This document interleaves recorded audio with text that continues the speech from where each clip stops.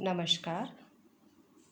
आज हम MA final के पेपर 4 से अधिमान प्रकटीकरण समस्या अशुद्ध एवं मिश्रित सार्वजनिक वस्तुएं नामक अध्याय पर अध्ययन प्रारंभ करते हैं।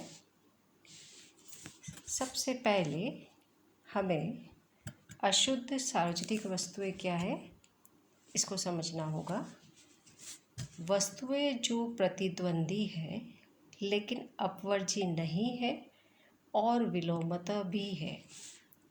प्रतिद्वंदी वस्तुएं वह वस्तुएं जिसमें से एक इकाई का व्यक्ति द्वारा उपभोग करते समय वही इकाई अन्य द्वारा उपभोग नहीं की जा सकती। उदाहरण, एक सेब का उपभोग। गैर अपवर्जी वस्तुएं वह वस्तुएं जिनके उपभोग से किसी को भी वंचित नहीं किया जा सकता है, भले से वो इसका भुगतान करे या नहीं करे।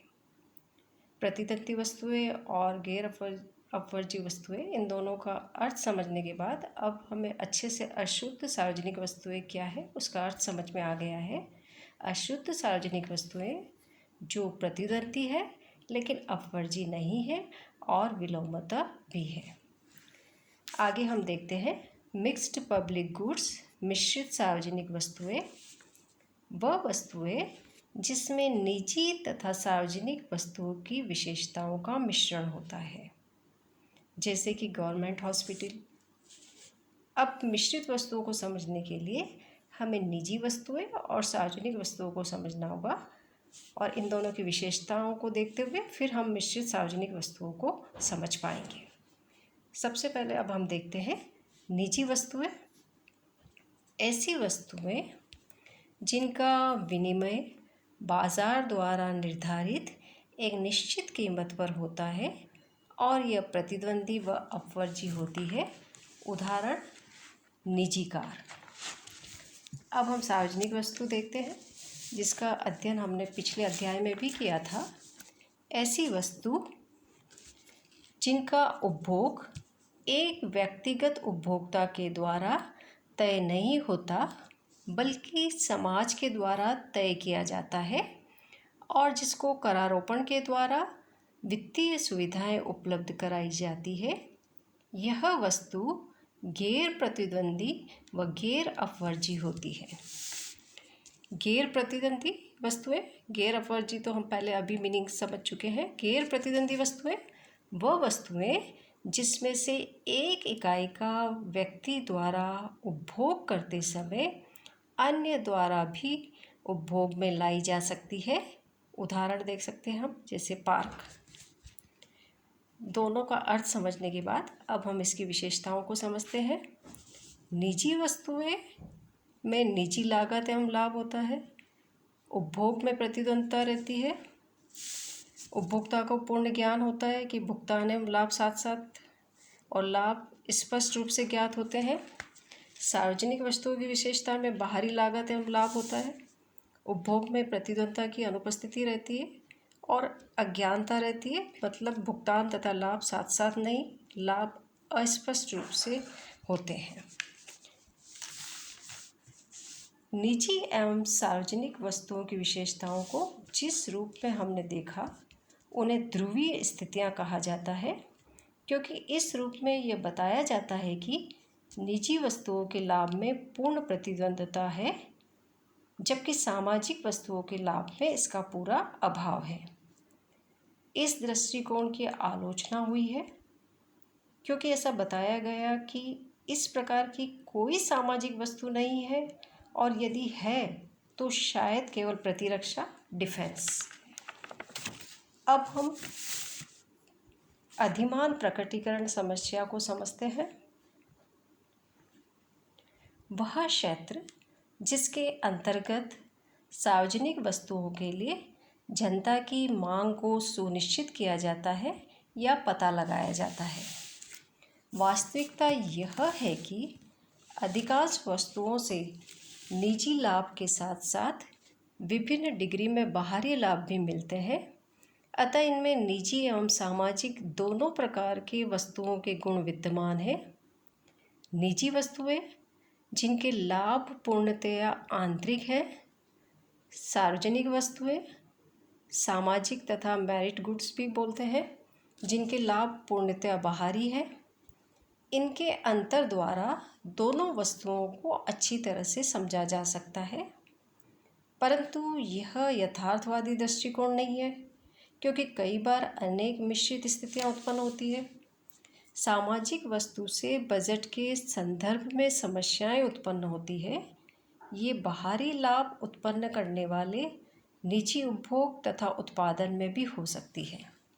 जैसे हैजे का टीकाकरण, ऐसा उपाय टीका लगे हुए व्यक्ति को हैजे से बचाता है। यह तो व्यक्तिगत लाभ का उदाहरण है, पर यह भी कहा गया था कि ऐसा टीकाकरण बाहरी लाभ भी प्रदान करता है, क्योंकि यह अन्यों को इन्फेक्शन से बचाता है। ऐसी वस्तुओं को मिश्रित वस्तुएं कहा जाता है।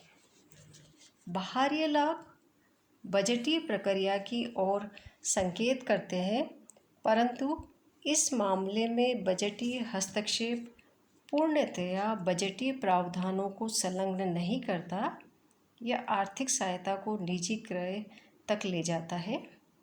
सार्वजनिक वस्तुओं में बाह्यताएं भी निहित रहती है, जबकि निजी वस्तुओं में ऐसा नहीं है। इसके पीछे मुख्य कारण यह है कि सार्वजनिक वस्तुओं का संयुक्त रूप से उपभोग किया जाता है। सार्वजनिक वस्तुओं का प्रावधान बजट द्वारा होता है, किंतु मिश्रित वस्तुओं के लिए बजट की संपूर्ण प्रावधान की आवश्यकता नहीं। निजी खरीद को सब्सिडी या आर्थिक सहायता देने से काम चल सकता है। इसको हम एक डायग्राम से समझ सकते हैं।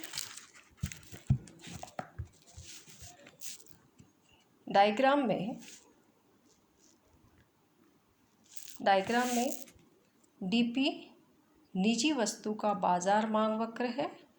डीएक्स इस वस्तु का अतिरिक्त मांग वक्र है, जो यह दर्शाता है कि बाहरी लाभ के कारण इस वस्तु की कितनी अतिरिक्त मांग होती है। डीपी तथा डीएक्स के योग को डीएस द्वारा दिखाया गया है। वस्तु का पूर्ति वक्र एस है।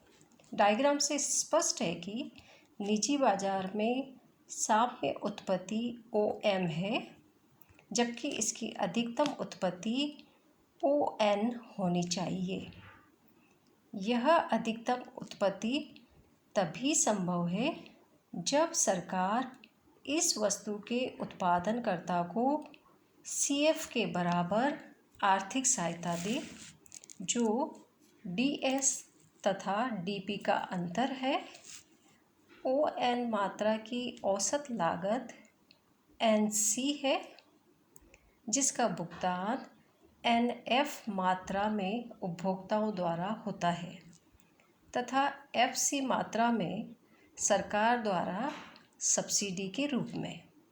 यदि इसे शुद्ध निजी वस्तु मान लिया जाए तो केवल OM मात्रा की उत्पत्ति होगी, जिसका कुल भुगतान उपभोक्ताओं द्वारा होगा और सब्सिडी शून्य हो जाएगी। मस्ग्रेव ने कई तरह की मिश्रित वस्तुओं का जिक्र किया है। प्रोफेसर सैमुएल्सन ने केवल 2 ध्रुवीय स्थिति, शुद्ध निजी वस्तु तथा शुद्ध सामाजिक वस्तु की विवेचना की है। पूर्ण प्रतियोगिता की स्थिति में केवल शुद्ध निजी वस्तु की बात कही जाती है, जहां बाह्यताएं अनुपस्थित रहती है। इसके विपरीत शुद्ध एकाधिकार वह स्थिति है जहां केवल सामाजिक वस्तु की बात उठती है, क्योंकि यहाँ केवल बाह्यता ही रहती है। सैमुएल्सन इन दोनों वस्तुओं के अतिरिक्त अन्य वस्तुओं अर्थात मिश्रित वस्तुओं को स्वीकार नहीं करते। उनके अनुसार बाजार यंत्र के द्वारा शुद्ध निजी वस्तुओं की स्थिति में इष्टतम परिणाम निकलते हैं। शुद्ध सामाजिक वस्तुओं की स्थिति में स्वैच्छिक बाजार भुगतान पर कुछ भी छोड़ा नहीं जा सकता। मस्ग्रेव का कहना है कि इन दोनों ध्रुवीय स्थितियों के मध्य कई प्रकार की अपूर्णताएं हो सकती है, जिनके लिए विभिन्न अंशों में आर्थिक सहायता दी जा सकती है, जबकि शुद्ध सामाजिक वस्तु को 100% सब्सिडी की ज़रूरत होती है। मिश्रित वस्तुओं को देखते हुए डेविड एन हाइमन ने वस्तुओं को 4 वर्गों में बांटा है। शुद्ध निजी वस्तुएं जो बाध्यता का सृजन करती है, आंशिक सार्वजनिक वस्तुएं और शुद्ध सार्वजनिक वस्तुएं। इस प्रकार आज हमने अशुद्ध सार्वजनिक वस्तुएं और मिश्रित सार्वजनिक वस्तुओं को समझा। धन्यवाद।